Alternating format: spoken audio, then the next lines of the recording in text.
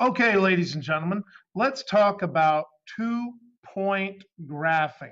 Now, this one is a bit deceptive because the first half of this is going to be super duper easy. The second half of this is kind of a pain in the butt. Now, if you have example number 1, here we go. I have 5 comma 3, 6 comma -2.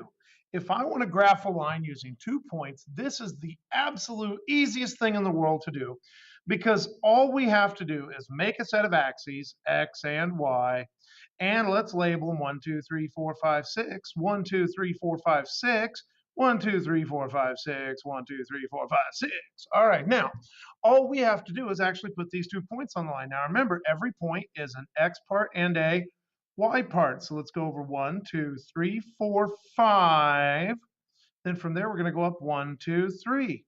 And there it is. Now, of course, we always label it if we put it on the graph. Additionally, we have 6 comma -2. 1, 2, 3, 4, 5, 6, 1, 2. And we label that 6 comma -2. Now, the nice thing about it is, how many points does it take to make a straight line? Just 2. So here we go. Oh, that's the worst. I missed. Ideally, you would actually draw it and hit your point that you made, and there's your line. That part is the easy part. Take 2 points, put them on a graph them up, good to go.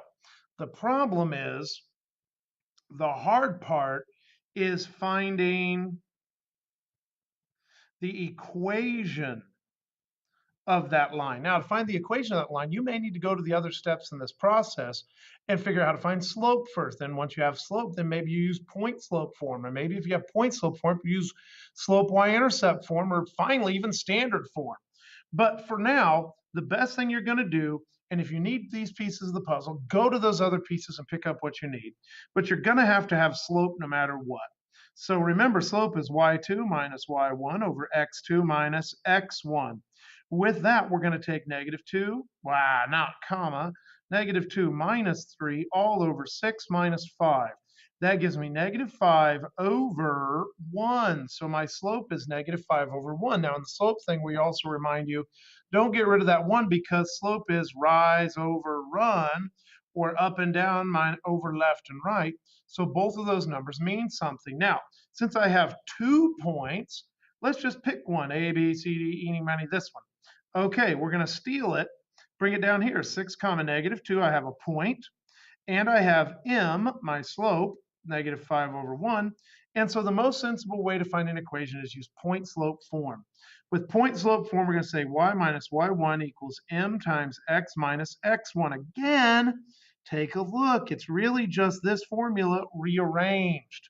So we have y minus. Now, don't forget the minus is built in, so I have to put -2 in. M is -5 over 1, x minus 6. With that, we now have an equation.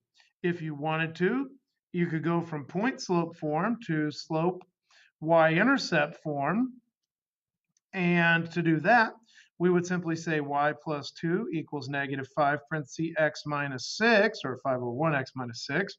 Give it away, y plus 2 equals -5x plus 30 minus 2 minus 2, y equals, and it's going to be -5 over 1x plus 28. Now, if you think about this, it makes sense. The y-intercept is going to be way, way up here. In fact, it's going to be up at 28. So that makes sense with a negative slope that's pretty extensive.